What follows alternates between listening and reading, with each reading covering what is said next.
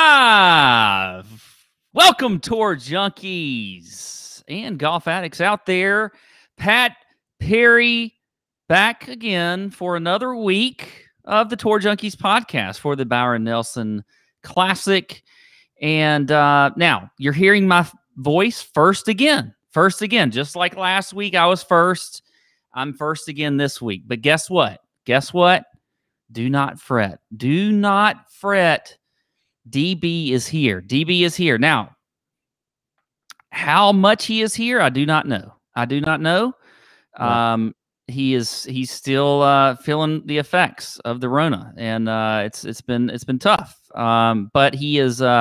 This could possibly be DB's Michael Jordan episode because he's fighting through it despite the Rona. So DB, how are you? Man? You doing good? Yeah, the people want to know.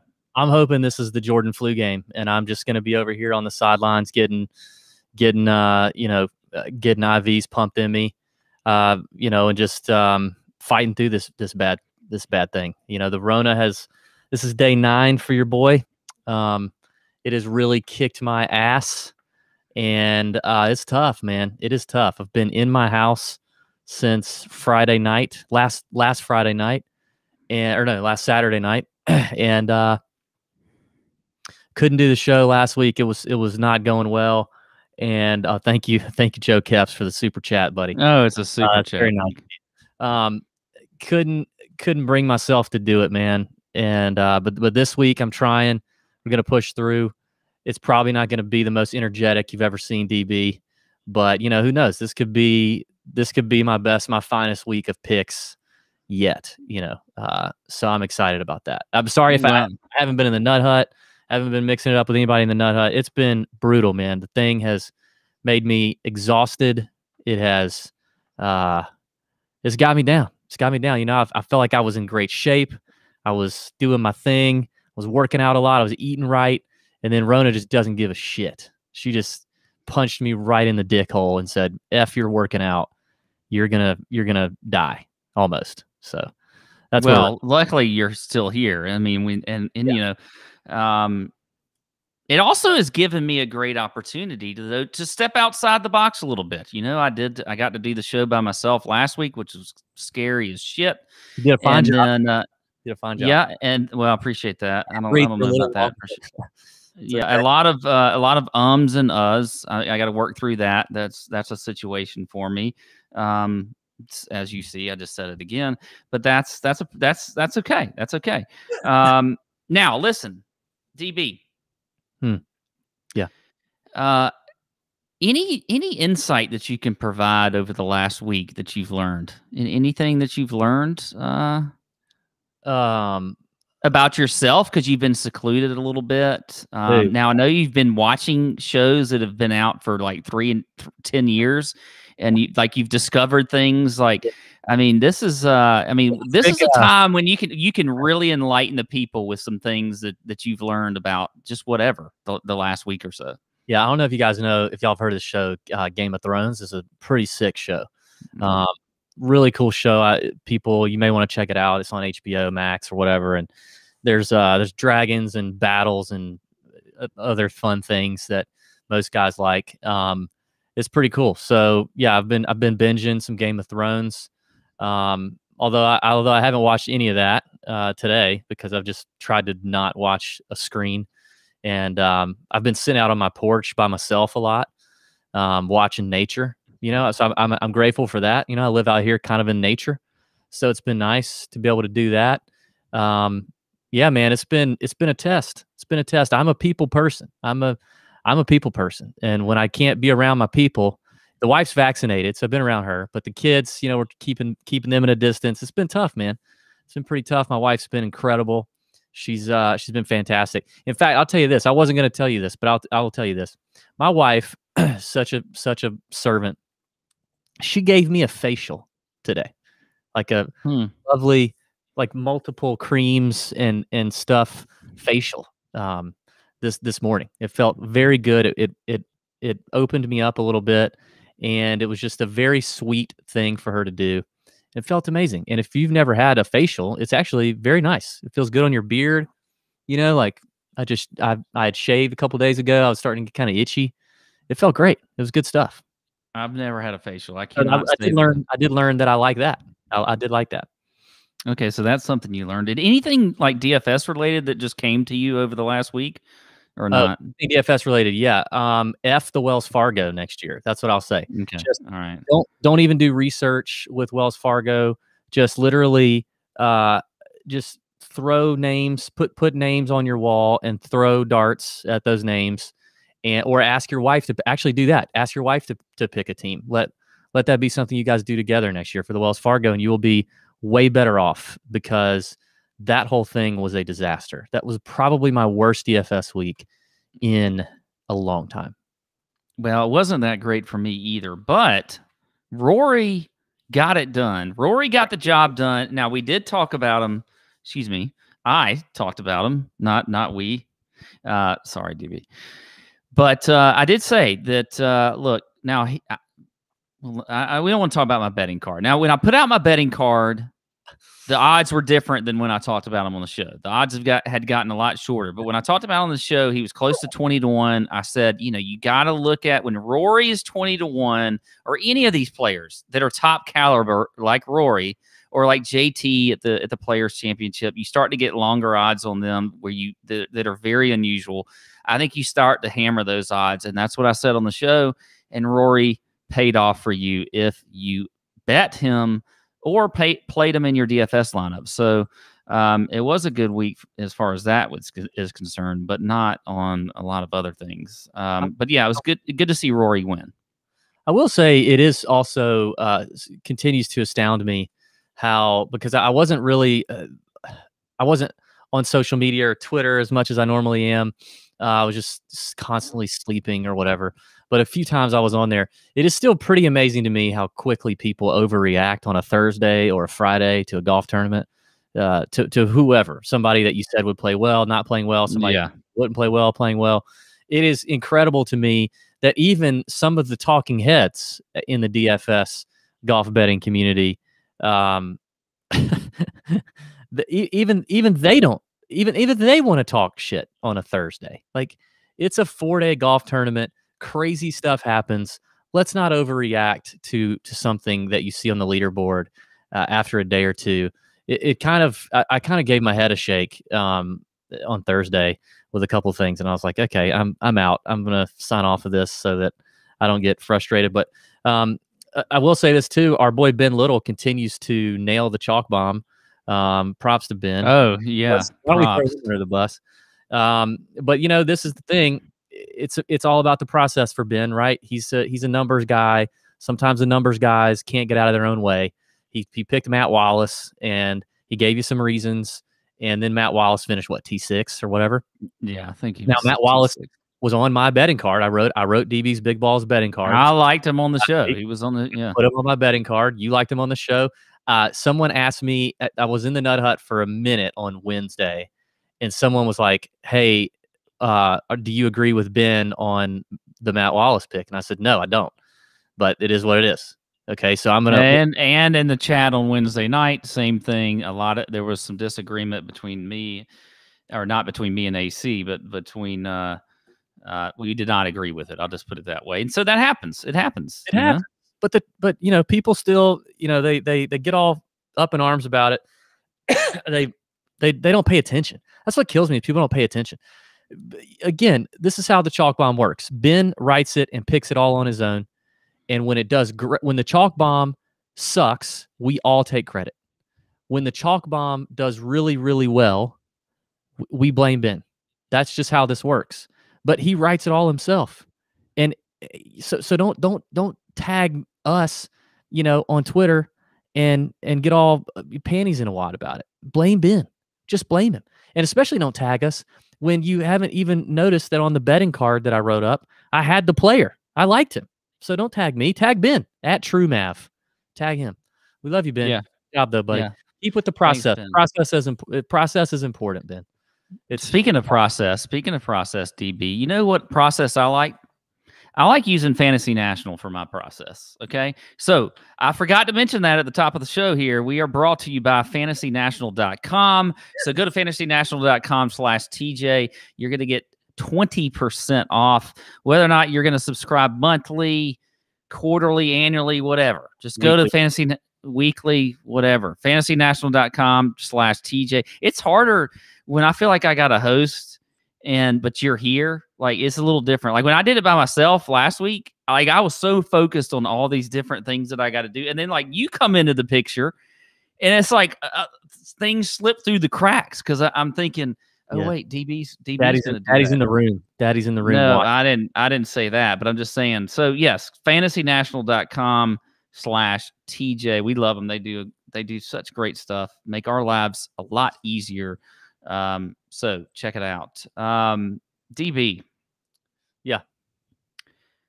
We had a Nut Hut winner last week again. Good. Who was it? A staple in the Nut Hut. Brian Halverson. Brian Halv. Very nice. So Brian Halv, he was the winner. He's a two-time winner, by the way. He's a two-time winner of the Nut Hut League. He had a score of 449.50 points. He had Xander, who barely made the cut, but got in there. Bubba. I touted Bubba. Nobody liked the Bubba play. Guess what? Finishes top 10. Rory wins. Charles, Cam Davis, and Phil Mickelson. Don't know about the Phil Mickelson. That was looking really good on the first day, and not so. That was a gamble. That was a big time gamble with the Mickelson in there. Yeah. But congrats to our boy B. How many points did you say he scored? 449.50. That's how bad my best lineup scored 284 points. That's not a showdown lineup. That's all 4 days. Yeah, it was not good for me either. So anyway, Nut Hut. Got to get into the Nut Hut. This is a big week for the Nut Hut, I think. I think when you get a new course like we're gonna have this week for the Byron Nelson, we get a lot of good information from caddies and things like that once they get on the grounds. So it's a good week for the Nut Hut. And if you enter into the Nut Hut Listener League every single week, you can and you win just like B. Halv. You get entered into or you get a chance to win the season finale, and you win a trip. Okay, all expenses paid to come play DB's course at Champions Retreat, or you can come to Savannah. The Landings Club, it's a fantastic club here. So either way, you get your choice. It's gonna be a good time. It'll be a good time. So, what else, DB? Am I missing anything? Or Sam? Hey, welcome, Sam. By the way, Sam was really good. Producer Sam was so helpful for me last week when I had to do this by myself. Sam, I just wanted to say hello to you. Are you doing okay? Are you not going to talk? You don't want to talk. Okay, Sam doesn't want to talk. Okay, moving on. All right, fine. Sam doesn't want to talk. Anyway, podcast juice. I do want to talk about that because I want to know what the podcast juice is for Rona Boy, my co-host DB. It's vitamin water. That's it. I'm about to go get another one. At this point, we're at the it's the vitamin water zero sugar because the other regular stuff has caffeine in it, and I want to be able to pass out after this. So now I will say I have mixed. I am on an opioid at the moment, so maybe you could say that would be my podcast, not juice, but my podcast powder. Maybe that's what it is. We have podcast powder for tonight. It's the only way the headache stops. It's the only way I can sleep. So I took one of those right before this. So we got the clock's ticking, and your boy's going to probably I might be passed out on the mic before too long. Well, I'll try to hurry. I'll try to hurry. Well, speaking of that, I'll try to hurry this along. But I've got a little Wild Leap tonight, and they sent me this gratuity light beer. I guess that's like a tip for me, and it's actually pretty good. It's good. And speaking of Wild Leap, because they have a very good vodka, and I just wondered though, DB, like I know you like the Wild Leap vodka. Yeah. At any point during the last 8 or 9 days that you've had COVID, have you thought for 1 second, like, maybe I should just drink a ton of vodka until I pass out? Like, maybe that will help. Like, has that thought entered your mind? Like, I just want to just get much vodka. No, you're a sicko though. Like, you do the same damn thing when it comes to hangovers. You and I are we're wired very opposite here. I don't like pressing into that. I don't like going that direction. I have actually been a full-on retreat from alcohol. But part of it is also I can't taste anything. I haven't mentioned that. Literally have lost almost all taste. Not even partial, like almost all of it. So I can't taste much, which I actually like the taste of alcohol, or the alcohol that I like. So I can't taste much. I would not do that. Like, you are insane, Pat. I'm the same way when that's what I would do. I'd be like, F that. Like, if it was lasting like 7 or 8 days, now the first few days I probably wouldn't be drinking at all. But if it was lasting as long as it has for you, I would have been like, all right, I'm going to try something different. And my ass is getting hammered until I pass out. And let's just see what happens the next day. No, this is why I'm just taking the pain meds instead. It's just the pain meds. And I only take them at night. They help me sleep because they take the headache down. And I mean, I've had a fucking headache in the back of my eyeball for 9 days, like right here. So freaking bad. Can't get rid of it. The only way to get rid of it is to take the pain meds and go to sleep. So I've done that at like 8 o'clock every night. That's my drink the whole bottle of Wild Leap and pass out. I would rather do that. Okay. All right. Well, I was just asking, if you thought of any other different ways to recuperate, I mean, yeah. Right now, my mental state is not great, so I probably don't need to go deep into the Wild Leap at this point. Okay, that may not have been a smart thing to do, but I'm just offering up suggestions. Okay, I offer medical advice all the time. Yeah. We've seen this on the Fantasy Golf Sommelier, and I even think I did it last week. I don't know, for some reason it's becoming a thing. Okay, let's talk about the course this week. What do you think? You do that. I'm gonna go get me another water. Okay, so DB is gonna get him a water. Go do what you got to do, DB. Okay. All right. You're sick. Okay. All right. So we got the AT&T Byron Nelson Classic this week in McKinney, Texas, just kind of northeast of Dallas, Texas.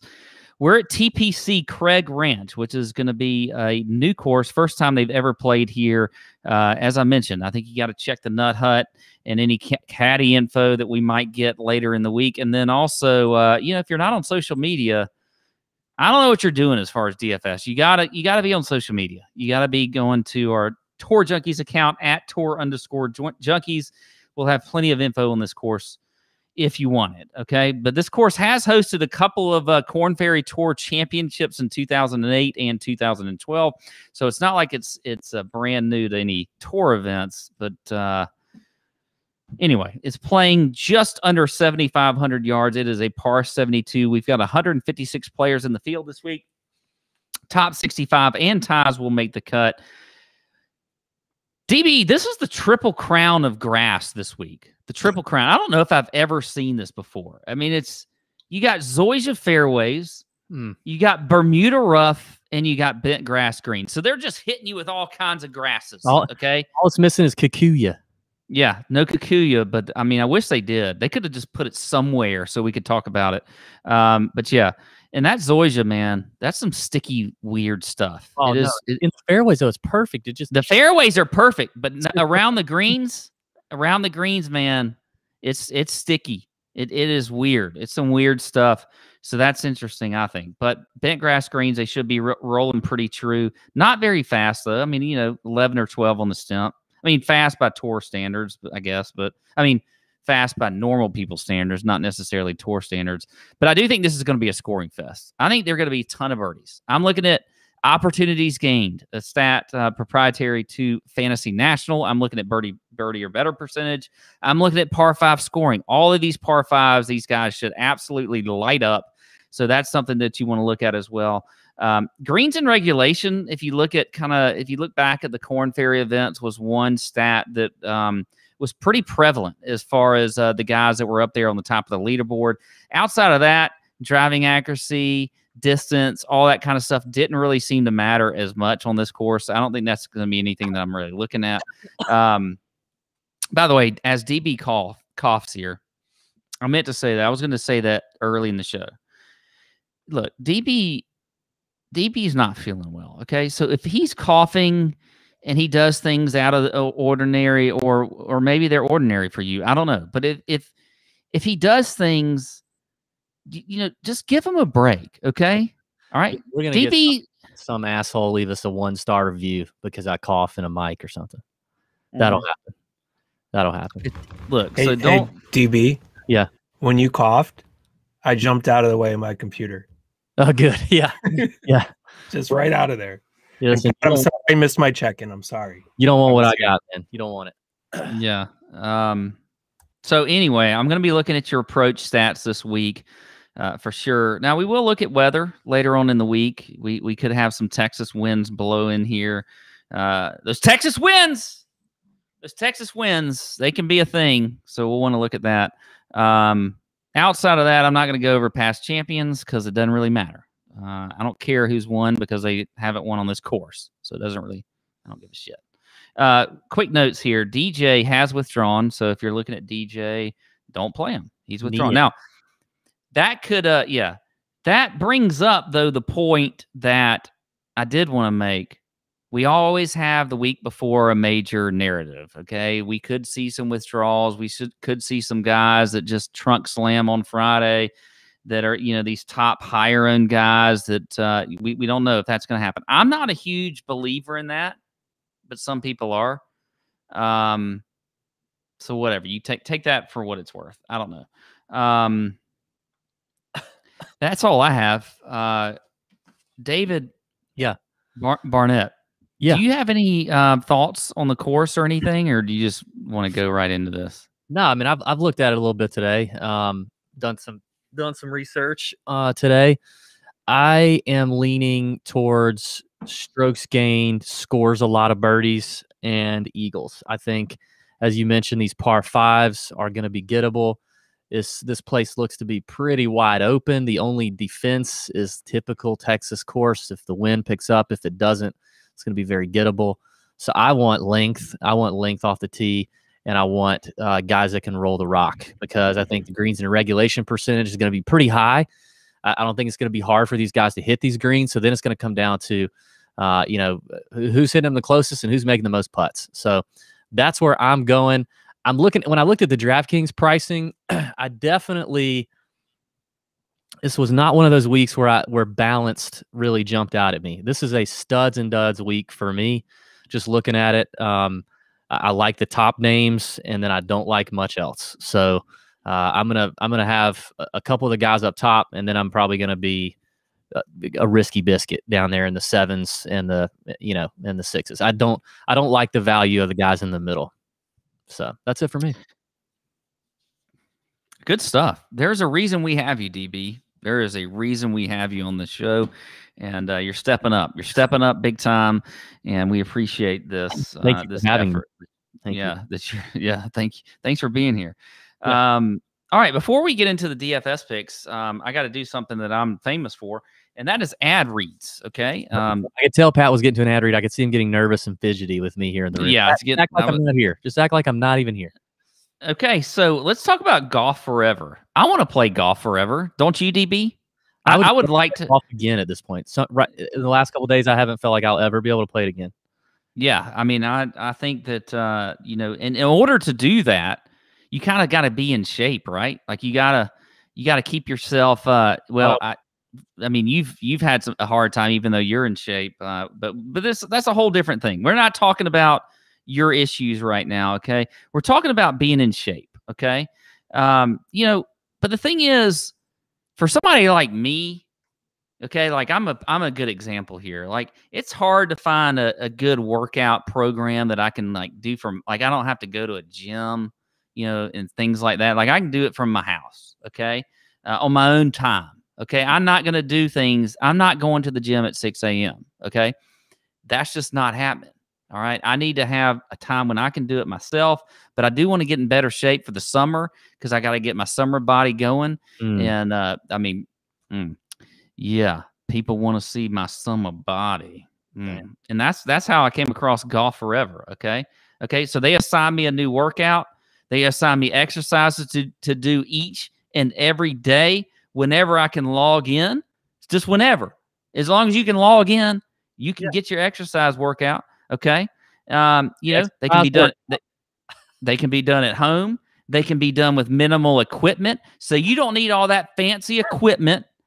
You don't need all that sitting around, okay? You can do it at your house without all this fancy stuff, okay? I'm a couple weeks into the program, DB.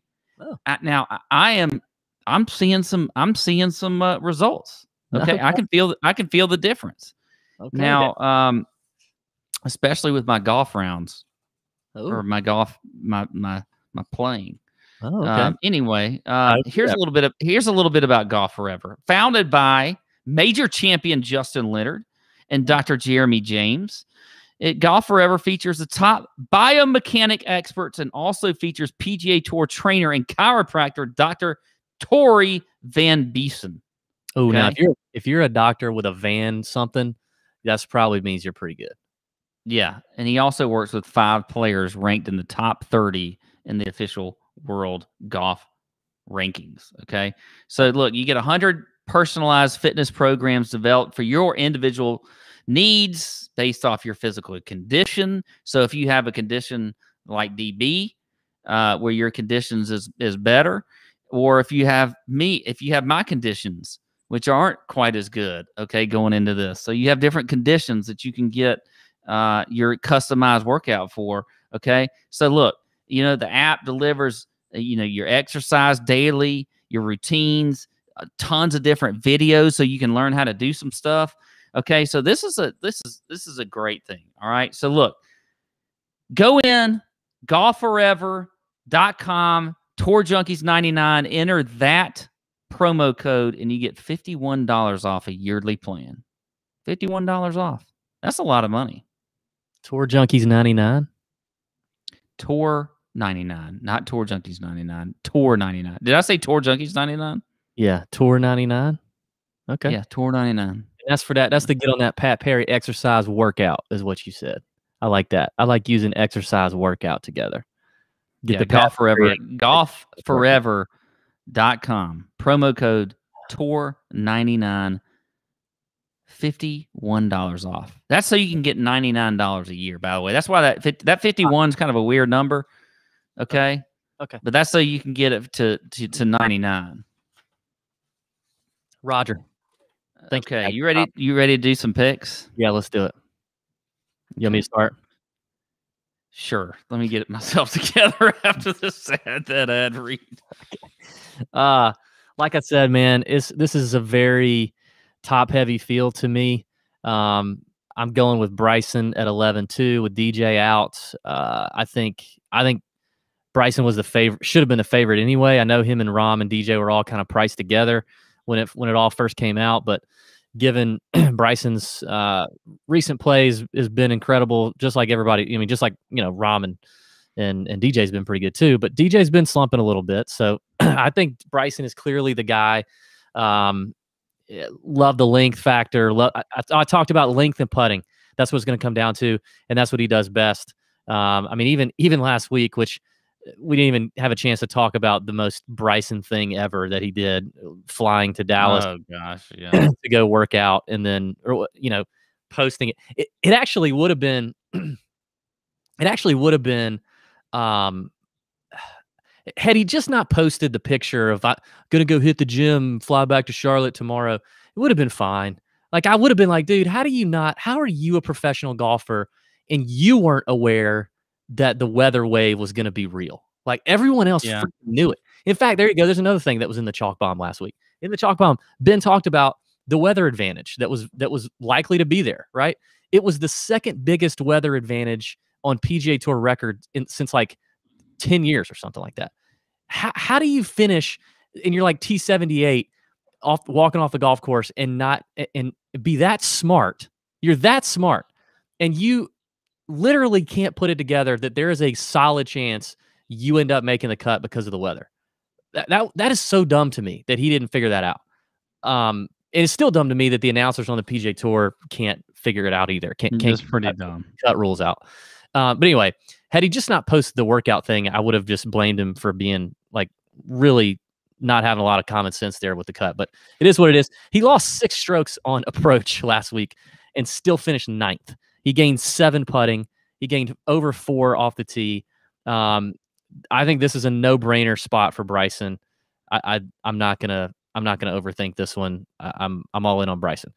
I'm all in on Jordan Spieth. First time we've seen him since the Masters. Why would we think he's not going to be rolling it like he was? Won the Valero Texas Open the last time we were in Texas. Here he comes to a hometown event for him. Byron Nelson, the place where he got his first PGA Tour victory, even though that wasn't at this golf course. But love Jordan here as well at 10-7. I just love those two names up top. I'm probably going to do every lineup I will have one of those in there, and I'll probably even do some lineups where I stack them both. It'll be rough, but I'm going to do it. And then I'm dropping down to Mark Leishman at 9,200, who we last saw finish 5th at Augusta. Give me the Aussie Texas angle, and let me just roll in that for a little bit with Mark Leishman. Playing well right now. We actually saw him win the Zurich with Cam Smith. Forgot about that. So, I'm all for Leash down there, and the price savings at 9,200. I think, looking at the rest of this field, a fade for me would be a guy like Sam Burns, coming off the win. Oh gosh, you're going to do that again? Like these people listened to you when he won a couple weeks ago. Yeah, maybe that was maybe that's when we should have known that the COVID, that the Rona was coming for TP, because you love some Sam Burns, and then you faded him and he won. Well, yeah, and then I had every other name in the top 5 on the leaderboard, and they didn't win. Oh, but okay. I think the price. Nobody remembers that. You can't tell me though. You still, when you look at the pricing up here, he just kind of sticks out here. I mean, we just paid 7,900 for him at the Valspar, in probably a field as strong, maybe stronger. I don't know. I mean, it wasn't that. It's not. I mean, he does stick out. I'm not saying that he's. I'm not value point. I think Burns is the fade for me when it comes to the value. Okay. I don't mind the Bryson play, but for me up top, I'm going with Jon Rahm. I think I don't care. He's coming off a miscut, whatever. If you look at the stats and everything with him, I mean, he's literally number one in my model, quote unquote. When I put in all the stats, he's number one in the field in greens and regulation. He is 6th in strokes gained approach, 5th off the tee. He is 14th in opportunities gained. Basically across the board, he's top 20. He's like even putting on bent grass greens, he's top 20 in the field. So I like Jon Rahm there at 11,000. Maybe I'll get him a little bit lower owned coming off that miscut. So he will be my top play here. And then I'm going to drop down to Scotty Scheffler at 9,400. I like him as well. Another guy that, you look at his approach play, top 20, 14th off the tee, top 10 in birdie or better percentage, 21st in par 5 scoring. Now, the putting on bent doesn't exactly look all that good, but still, we talk about putting all the time. It's definitely variable. But I still think Scheffler makes a lot of sense here. Played his college golf in the state of Texas. So if we do happen to maybe get some weather or wind or something like that, or what, he's obviously used to it, and he played very well last time that he was here in Texas. Almost won the match play. And so I do like Scotty Scheffler. What else? Oh, next. Ryan Palmer at 9,100. I like him as well. Been in pretty good, decent form. You look at the stats for Ryan Palmer, 20th off the tee. He is 3rd in par 5 scoring. I think Ryan Palmer, he could just, who knows? This is like the tournament, I think, on a new course, whatever else, experienced guy, been out on tour a long time. I think he could just win. He could just win the tournament. Apparently, he's pretty familiar with Craig Ranch. Yeah, that's the question with him, isn't it? It's just, is he going to close the door and win? Because he's definitely been around. He's had a good year. I like Ryan Palmer. I'm usually a sucker for him. I lose money with him all the time. But yeah, could be one of those. Yeah. And the guy I'm fading is Sergio Garcia at 9,000. Oh, wow. I actually at first looked at him as a GPP play. Yeah. And then I started thinking about it a little bit more, and I'm just thinking, I don't know, man. I mean, Sergio is just all over the place. I mean, his putting's been so horrific. He's missed his last 2 cuts. I do think he has a decent game for this course, but I don't know. I'm not going to be playing Sergio at 9,000. I'm out. What do you think we're going to see out of Brooks and Hideki? Two big names up top, I think, worthy of discussing. I do not mind Brooks at all. I think that despite the miscut at the Masters, he actually surprised me a little bit. He wasn't like that terrible. I kind of think I don't want to play him in DFS, but I don't know if I might throw some money down as far as a bet's concerned on Brooks. He's not playing unless he obviously feels like he's healthy enough, and his game, we haven't seen him obviously since the Masters, so he's had 3-4 weeks off, and he's trying to get ready for for next week for the PGA Championship. So I don't mind Brooks. Who was the other one you mentioned? Hideki. I don't think I'm going to play Hideki. I love him, but it's just I'm not feeling Hideki this week. I think I'd be more tempted to play Hideki. I mean, we do see Brooks play the week before a major. I mean, he likes to do that, even when he's not testing himself off an injury. But I think Hideki would be a little more intriguing if we look on Wednesday and both of them are like sub 10%. Maybe something worth looking at. I would be a little more tempted with Hideki, but yeah. But I definitely think Bryson and Jordan are pretty head and shoulders up there for me. I don't know that. I guess both of them would have to be like 20%, 25% projected ownership, and just really going to tank my ownership leverage for my whole lineup to put both of them in there for me to fade one. So, okay.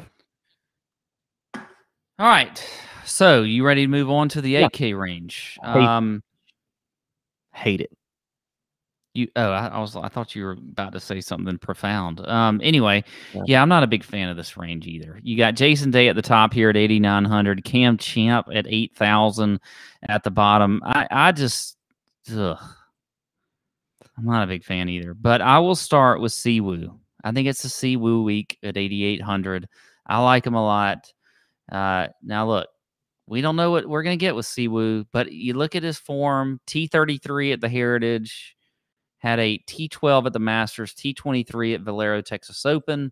A guy that also, look at approach stats. He's top 10 in the field, putts pretty well in Bermuda, kind of across the board. I mean, he's not like great at anything, but that's Siwoo for you because you just don't know. I mean, he's so up and down from week to week. Great at anything. Don't say that. Don't say that on here. You need to walk that back. That's our Prince Siwoo. Okay, sorry, that's true. That's true. He is great at a lot of things.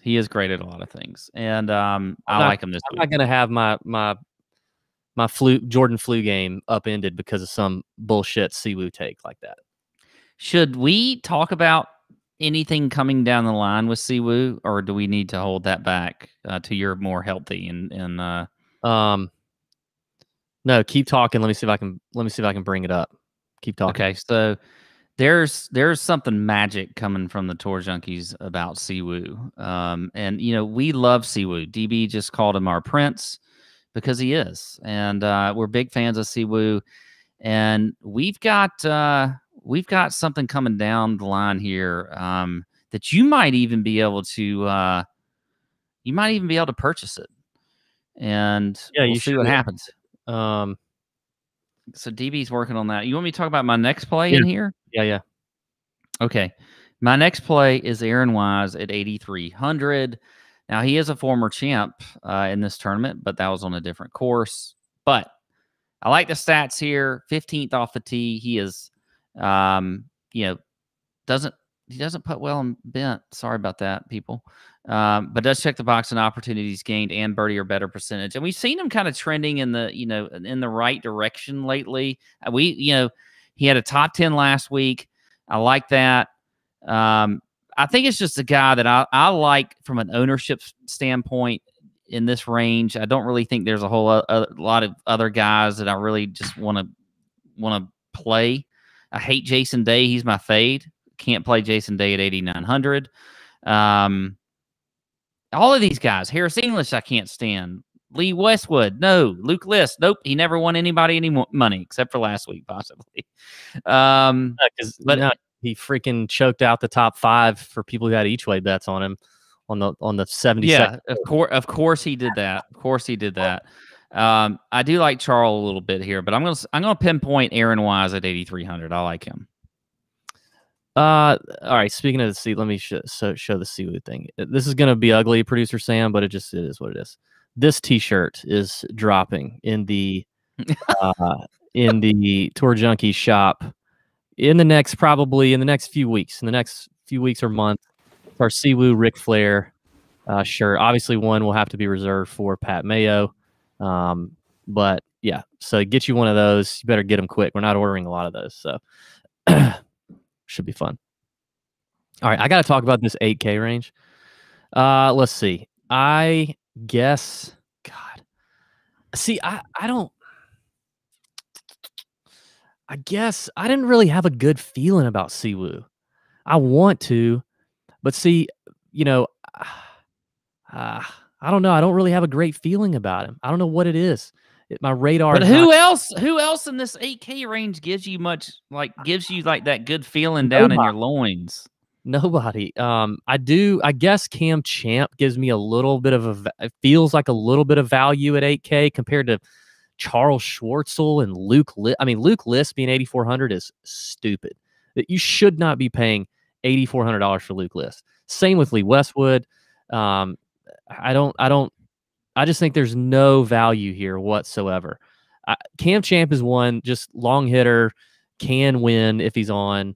His stats are terrible, but I don't know. He's a guy that can score. That's all I know. I guess I'll go Champ. I don't mind I guess I'll go Siwoo. I mean, the only reason I have to fade him is I just don't have a great feeling about it. I don't know why. I just don't. Maybe that'll change. This is hard-hitting analysis, I know, but I just don't like this range. I really don't. I will likely not have anyone in here, not one person. But if I have to pick, I'll go Champ and Siwoo. My fade is everyone else. So, hey, can I bring up something real quick? Yeah. This is the Byron Nelson Classic. Mm-hmm. I keep saying classic. I don't even know if it's called that anymore. So there's a lot of things that I don't really care about this week. And I'm kind of helping run the show again. And the podcast juice is kicking in. And when you're watching this show, by the way, doesn't the chat come down the right side? Like you can see the chat, mm-hmm. right? Okay. Mm-hmm. There are a lot of smart asses in our chat. And I love these people because they're listeners of ours. But you try to get in here and do a show yourself, or you think you're so smart and you can put your shit out there on camera and whatever else. All right. So you try it. Okay.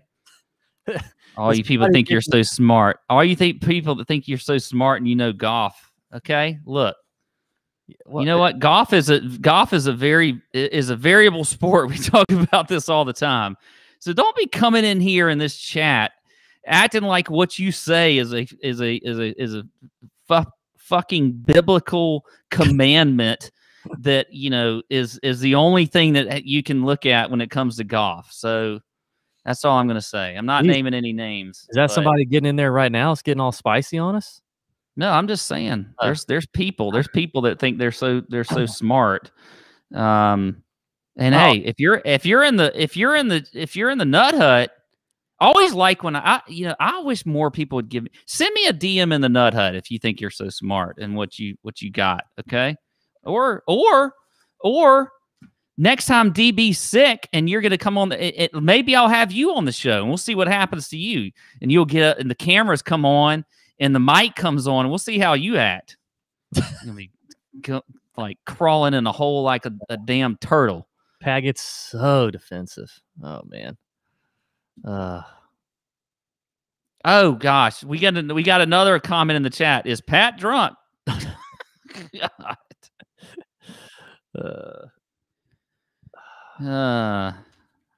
all right, anyway, let's better? go on to the feel good. Let's go on to the 7K range. Unless were you done? I don't even know. God, please get me out of the 8K range. I'm done. Yeah. All right. 7K range. I mean, I don't love a lot of guys in here either.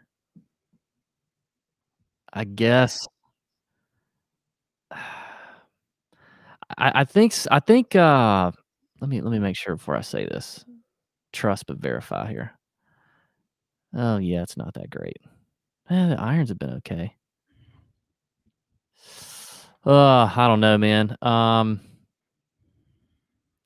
guess Doug Gim, or I guess are we doing that? I guess people are gonna do. I guess we're gonna do.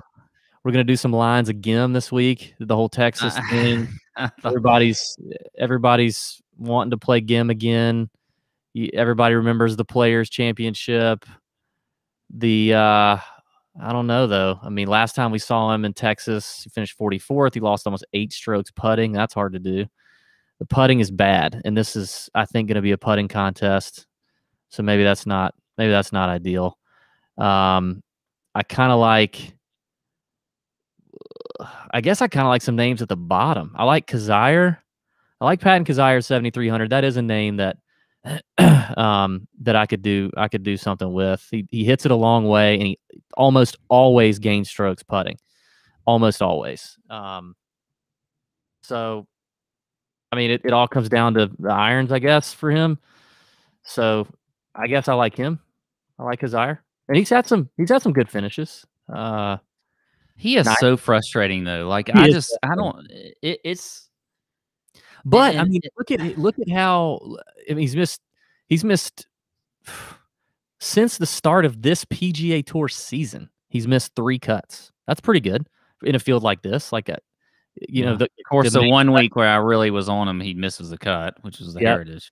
Yep, me too. The made cut equity you feel like is there, and he's got some upside. I mean, 11th at Houston.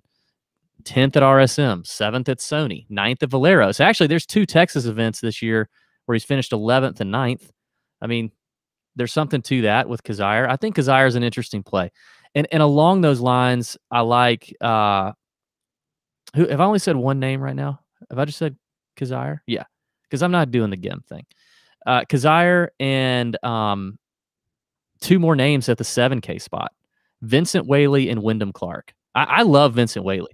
I'm starting to become the Vincent Whaley homer in the Nut Hut. I think people have noticed that he hits it a mile, and also a pretty good putter. It's all about the irons for Whaley, but I don't think that's going to be necessarily a must here this week. So I like Whaley. 26th, 29th, 34th, 28th, 36th, 15th. His last 6 events. I think the rookie's onto something.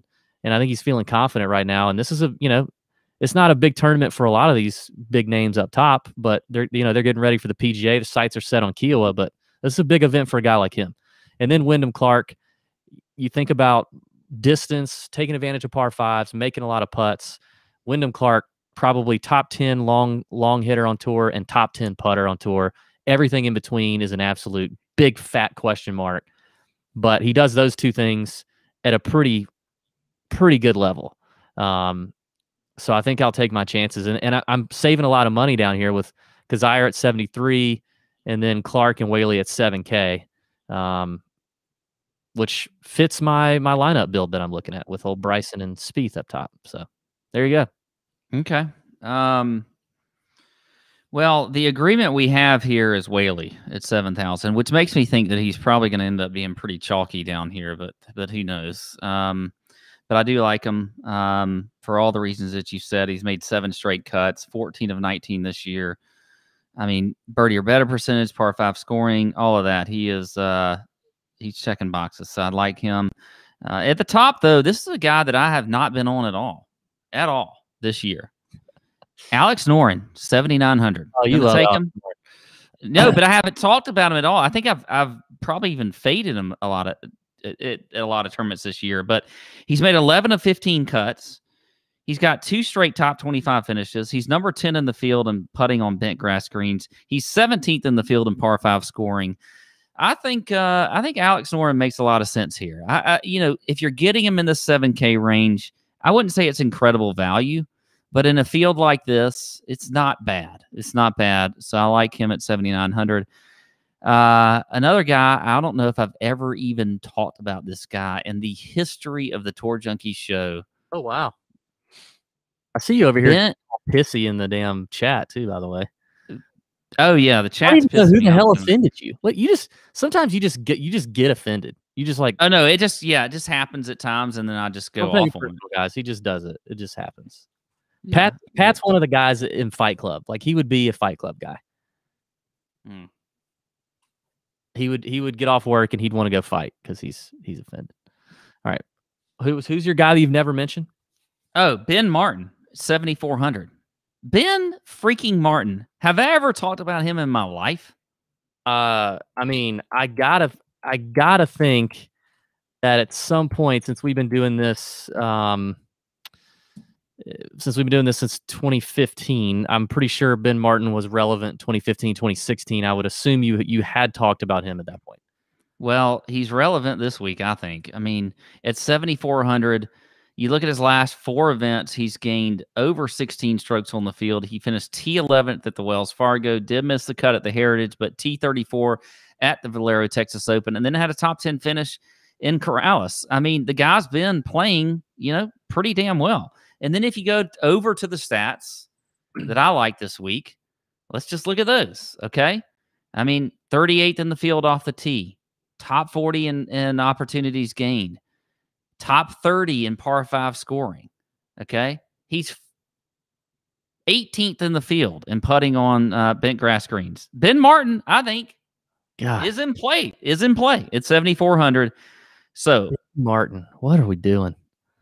I'm just telling you. I know. This is wild. It's Byron Nelson week. And then Carlos Ortiz is my fade at 7,800. I don't see any reason to play him. He really collapsed. I mean, I kind of like, if I'm looking up here, I kind of like Gooch a little bit up there, 7,900. It doesn't feel like the best value, but I mean, Gooch is okay. He checks some boxes. I'd rather play him than Noren. Okay. Yeah. Good. There you go. That's my 7K range. We'll get into the 6K range here real quick, and then we'll get into some bets. I don't really like anybody in the 6K range. It's tough. It's a tough scene. I'm going to give you 2, and one of them is going to be super high owned, and that's my boy KH Lee at 6,900. Look, KH Lee's just been playing fantastic. He had the first round lead last week at the Wells Fargo, kind of fell off after that. Well, Phil first round lead, but sorry, Phil had it. I forgot. Phil, like 500 or something. Yeah, Phil overtook him for the first round lead. But anyway, KH Lee, 6,900. Why the hell not? He's been playing extremely well. I do think he'll be a little bit chalky. Another guy that's been kind of sneaky good lately, also at 6,900, Hank Lebioda. Yeah, okay? he has been good. This is a guy that's has a lot of talent. A lot comes down to his putter, which is kind of his the thing that is bad for him. He's 100th in the field, by the way, in putting on putting on bent grass green. But he is he's not that great. But his approach numbers have been good. Opportunities gained, he's 60th in the field. Not too bad for a guy in the 6K range. Also 61st in par 5 scoring. So I think Lebioda, with the way he's been trending and playing, it's been pretty well lately. So I will play him at 6,900. Other than that, I really don't have a whole lot down here. I don't know about you, DB. No, I mean, I hate this range. I mean, I think, I think I really like the, if I could keep it no lower than Vincent Whaley and Wyndham Clark at 7K, I would love to do that. I do like the KH Lee play, at least from a consistency made cut perspective. It seems like KH Lee can give you that. And Lebioda's definitely been playing nice. I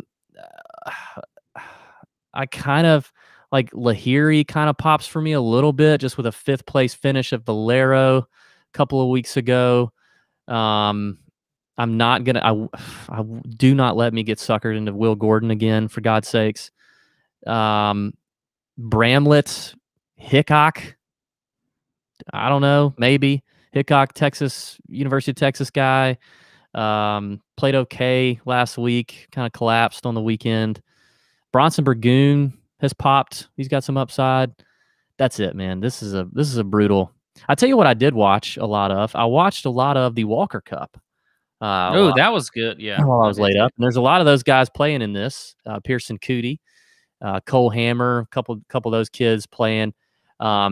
I would not be tempted to play any of those kids in this. They battled a stomach virus or a food poisoning thing. A lot of them were sent. They had to be on IVs. It was crazy. But also watching those kids play golf, even though they're really freaking good, they're just not. They're not as good as they need to be to play them this week. But I did watch a lot of that. Yeah, that's it for me, man. I'm not crazy about it. This might be one of those one lineup, maybe two lineup weeks for me, where I just put the same lineup in all my contests. I did that a couple weeks ago, and I ended up having a really nice week. Then I gave it all back last week. But yeah, I may do the same. I don't know. It's not a huge week for me, and to be honest, I was bummed. I was really bummed when you texted me this morning that you were still feeling bad. Yeah, I'm sorry, man. Yeah. Oh, I'm just ready to get through this. Oh wait, I'm sorry. That was I was thinking that in my mind. I didn't know I should. I wasn't meaning to say that out loud. I shouldn't have done that. DB, I want to tell you about a. You know what? I'm wearing a nice shirt. If you're watching us, I'm wearing this nice Southern Tide shirt. By the way, I like to pull it up from the shoulders a lot. It's very good with that. It's very good and comfortable when it comes to pulling it up from the shoulders. But it's made by a company called Southern Tide, DB. Okay. It's a coastal brand. I live on the coast, which is nice. You know, it's one of those polos that's just like, you know, it's got that performance cooling technology. It's moisture wicking. Okay. It's rapid drying. Like, I don't even like if you wash this thing and you throw it in the dryer, it maybe takes 10 minutes to dry. I don't know. They don't tell me to say that on Southern Tide, but I'm just telling you, I think it takes close to 10 minutes. But they utilize scientifically proven stuff to instantly and permanently keep you cooler, which is great for the golf course. And that's what I wear. That's why now I wear them, mostly on the golf course or when I'm doing a podcast. Okay, I do that. Okay, so Southern Tide is also the official apparel of the RBC Heritage. You know, that's a coastal golf course. Okay, just you don't have to know that, but that's just something like if you're like really into the RBC Heritage, you should know that Southern Tide is the official apparel of that golf tournament. Anyway, it's a great stuff, great fit. I know you've got some stuff, DB, right? You got some stuff. It's very nice. I've been buying Southern Tide for a long time. It's good clothes. Yeah, it's good stuff. So if you use the code Tour Junkies 20, you can get 20% off. Okay, southerntide.com. Go to their website, shop around. It is fantastic stuff. I'm telling you. Like, look, I'm weird about the stuff that I wear. DB knows this. Like, I'm really weird about things that I wear. If there's something off about the comfort level of it, I'm not going to wear it. I'm not going to put, like, it will, like, you think I do the whole shoulder thing, you know, grabbing, you know, and lifting up, you know, the shirt on my shoulders and all that kind of stuff with the sleeves. If it's not comfortable, it's like 1,000 times worse than I'm doing right now. So anyway, it's good stuff. southerntide.com, Tour Junkies 20. I'm out of breath. Oh God, this is rough. We're going to lose listeners. You know what people can do? You know what people should do, Pat? People should tell people about us. That's what should happen.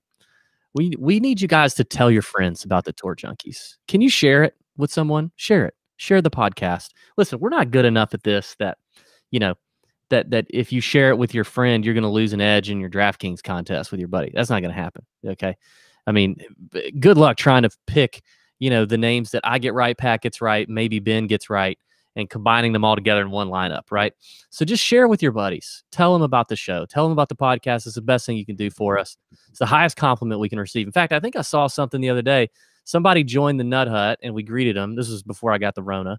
We greeted them and they were like, "Oh, I'm in here because so-and-so told me about it." And I was like, "Oh, that's awesome. That's what we want." People sharing the TJ gospel in the streets is it warms my heart. It's better than anything. So it's the best compliment you can give us. Tell the people about the show. Maybe just don't tell them about this show, because this was probably pretty rough. So maybe tell them about next week's show. Maybe next week will be we'll talk about next week's show. They can't all be bangers, DB. And I like to be honest with the people. Like, look, sometimes you're just not feeling it. I really enjoyed last week's show, like when I was doing it by myself. Now, this has nothing to do with you being back on the show. I'm not saying that. It's like I really enjoyed doing it, but then this week it was kind of like you weren't feeling good still, and I was a little bit sad about that. And nobody needs to know personal stuff, but it's just like I just didn't feel the show tonight. Didn't feel it. Yeah. And that happens. That happens from time to time for Tour Junkies all the way around. So, all right, that's enough about that. No more lamenting. Let's get on to the betting stuff. Want to talk some betting? Okay, yeah, let's talk some betting. I'll start us off, DB.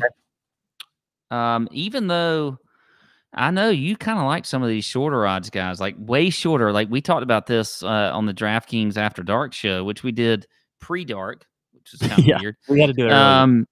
We did it pre-dark. You went shorter, and so I've heard a lot of things about COVID. I've heard a lot of like losing smell, taste, respiratory issues. I've never heard about shriveling balls, but your balls shriveled and shrunk. I like to call for it your sick. bets.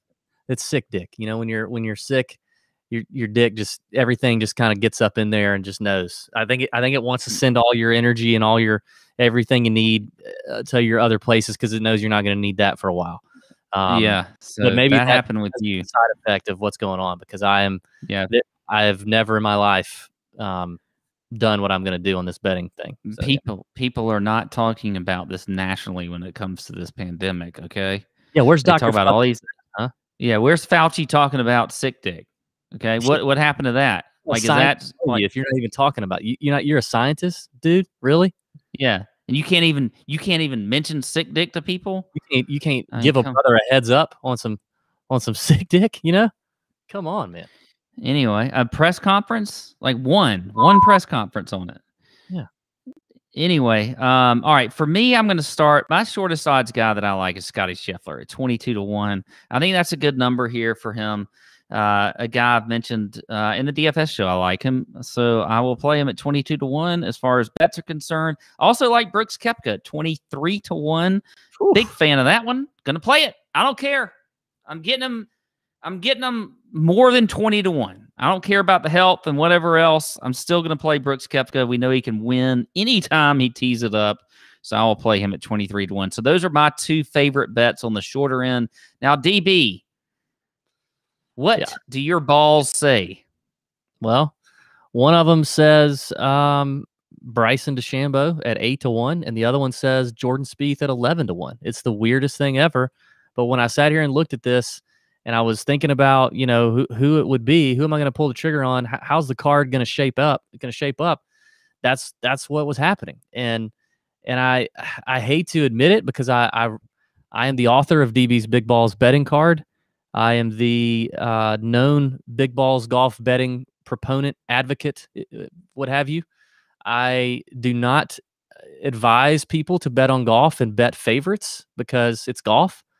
But when I look at it, it's hard for me to pass up. I mean, I guess Spieth it would be the favorite pick of mine, just because it's not the shortest guy, so I feel a little bit better about it at 11-1. But I think Bryson definitely is worth a look. If you've got a bigger bankroll and you're gonna bet some bigger dollars at 8-1, I would do it with Bryson and Spieth at 11-1. So I like this short. I like the short number right there. It's going to be really challenging for me when I do Big Balls betting card right up, because the rule there is nothing shorter than 25-1 in that article. So obviously you're going to see some names in that article that I'm not mentioning here, but yeah, those two for me is where it's at. And then I'm going to drop down to Mark Leishman at 35-1. Mentioned him talking about the DFS side here earlier, but we just saw him win with Cam Smith at the Zurich. We saw him finish 5th at the Masters. We know that the Aussie Texas narrative thing is out there somewhere. Ben hates that narrative, by the way, but forget Ben. He said Matt Wallace was going to suck last week. So what does he know? The value at 35-1, I love it. I mean, listen, you can't tell me that you think, Leishman has that much worse of a chance to win as Brooks, coming off of, a big question mark. Haven't seen him play in a while. What's he doing? How's he feeling? We don't know. I think Leishman's a decent value at 35-1, and that's about it. After that, I start getting along in the value train. Okay. I'll give you a couple here in the middle range before we get into the the longer shots. I like Siwoo. I mentioned him earlier on the DFS show. He's at 45-1. I like Ryan Palmer, also at 45-1 as well. I like Charles Schwartzel at 70-1. I think that's a good number for him. We've seen him play very well lately. I mean, they really could have won that match play. And what? Charles Schwartzel, huh? Yeah. What's wrong with him? I don't like it, but I mean, that's okay. That's an interesting. I mean, why'd you even have to say it? Like, you could just, like, in your mind, you could have said, I could let that one go. Like, I do that all the time. Like, you. Oh yeah, remember in your mind a few minutes ago, you were like, I'm just ready to be done with this. Yeah, but I mean, so that's what I'm saying. Like, you could have let that go, and then we wouldn't even have these few minutes of conversation about Charles. Like, you could have just said, I'm going to let that go so that we can get the show over with. But then you had to say, in the back of your mind, you had to go, Charles. It just came Charles, out. okay, Charles. It just came out. Okay. Sorry. Good for you. I mean, I don't obviously have to like your pick. No, you don't. I appreciate that. Yeah. Good job. When we're in the mode of trying to get done with the show, you could just, like, bring something in, like just hold it in. Zip it. Okay? Zip it, DB. Anyway, that's all I got. Longer shots that I like. Hoagie, 150-1. I like Hoagie. Okay? Mm. I like Adam Schenk at 150-1, and I like Sepp Straka at 150-1 as well. If you don't like any of those numbers, okay, if you don't like any of them, play top 20s on those guys, okay? Play the top 20 numbers on whatever book you're looking at, okay? DB. Yes. Okay. You can speak now. Okay. I guess I'll go Cam Champ at 85-1 just because he's a multiple PGA Tour winner at least, and he's Cam Champ. Big time events before he hits it a long way. So maybe I'll that kind of fancies me a little bit, but I don't love it. I really like the Patton Kizzire play at 125-1. Probably, as you said, better off as a top 20. He's like plus 335 on DraftKings for a top 20. But I like Kizzire at 125-1 too. That as a long shot outright. He does have the chops that I think he could win this. He could win this golf tournament. I mean, I think he's got as good a chance of winning as a lot of names above him, including Charles Schwartzel. And one name that probably does not have as good a chance of winning as Charles Schwartzel, but it's tempting anyway. And I talked about him in the DFS show. That's Wyndham Clark. Again, bombing, putting. Wyndham Clark, 160-1. Will he break through and get his first PGA Tour victory? It could be here. Like I said, I think who wins this thing is going to be, the shorter name, Bryson DeChambeau, Jordan Spieth, or it's going to be somebody from Timbuktu down here, Ben Martin. It's going to be something wild. So Wyndham Clark at 161. He's 4-1 as a top 20. That's it for me. Other than that, Vincent Whaley is also 4.5-1. Top 20. So I like the Whaley, Clark, Kizzire top 20 numbers. But yeah, this is going to be an interesting DB's Big Balls betting card, because if I got to stay in that 25 to 1 or longer route, it's going to be an interesting write up. It may just be, I may have like 14 names on the card and they're all just absolute bombs because I'm not spending a full unit on a guy at 25 or 30 to 5 or 40 to 1 because I don't like anybody. Or that could all change. All right. You do what you want to do. You do what you want to do. Yeah, I'm feeling the dilemma. It's going to be good. It's going to be good to figure that out. Yeah. Hey man, I made it through the show. We're done. Finally, you can be done. I can be done. Sam can be done. The listeners can be done. This is a tough scene here, folks. This was a tough scene. Thanks for all those watching live though. We appreciate it. Hey, leave a comment on the YouTube channel when we go off and we're not live anymore. Leave a comment. You could say how terrible you thought the show was. You could rate it. You could rate it. Give it a rating of like equivalent to like a fruit, like a fruit. So like I think a like, are you gonna say like what a really bad fruit is versus what a really good fruit is, or like how are you gonna do this? Yeah, and obviously this is very subjective, but maybe so. Like I think a cantaloupe is a very like scale of 1 to 10, like a 4 or a 5, right in the middle. You know, so maybe I would rate the show a cantaloupe. You know, but I think like a really juicy peach, like a Georgia peach, is like a 9. You know, yeah. Is a kumquat a fruit? Yes, I believe it is. I believe it is. So what level? So would you put that like a 1? I've actually never had one. I haven't either. Like like we talked about kumquats before. Like but I'm gonna start off with making a kumquat like a 2. So if it's better than that, I would like to know. But I agree. Like rate this like a fruit. Yeah. And give us some feedback, and it doesn't have to be positive. Like this could be a learning show for us. Like when we're down, like when TJs are down, and we're not really feeling like a lot of stuff. You can just go and like give us some real feedback, and we'll listen to it. I like to listen to the feedback. You get offended AF, but yeah, you'll listen to it. I'll listen to it. We'll be back full strength next week, man. Next week's gonna be we're gonna kill it for the PGA. It's gonna be great. We'll all the articles and stuff will be up this week. Shout out to AC running the Nut Hut DraftKings preview. Shout out to Marcus writing his ladies preview. Tim Gaiman writing the pivot point. It's gonna be good. We'll have all the content this week, but next week we'll be back full strength, ready to go. I appreciate everyone's well wishes for the Rona. Yeah. T's and P's for me would be appreciated. And hopefully if I'm feeling better tomorrow, Wednesday, I can be in the Nut Hut, kind of mix it up with you guys. I would like nothing. I'll be there Wednesday. I'll be there Wednesday night.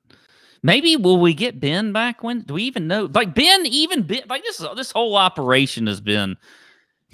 We've got to get better. We got to get better. Ben hasn't even been in the Nut Hut the last 2 weeks. What are we even doing here? What are we even doing? Yeah. Well, the economy and the shortage of people willing to get off their butt and do work has really put a damper on the 17 Zaxby's that Ben runs. So he's in there slinging chicken and frying stuff and mopping floors, and it's been good stuff. Well, me and AC will be in there for sure. AC is a constant. Doesn't matter what the economy's doing. Doesn't matter what is happening around the world. AC never gets sick. He's just a great person. We love AC. He helps us out in there in the chat and in especially on Wednesday night. So he's the only person that I can ever like in the whole chat. AC is the only one that can talk a lot of shit that I don't really get bothered by, but the other ones do. AC doesn't bother me that much. Boom. Anyway, that's all I got. Let's go, DB. Let's get on to the next week. Okay. Let's get this thing over with. Thanks, guys. See ya.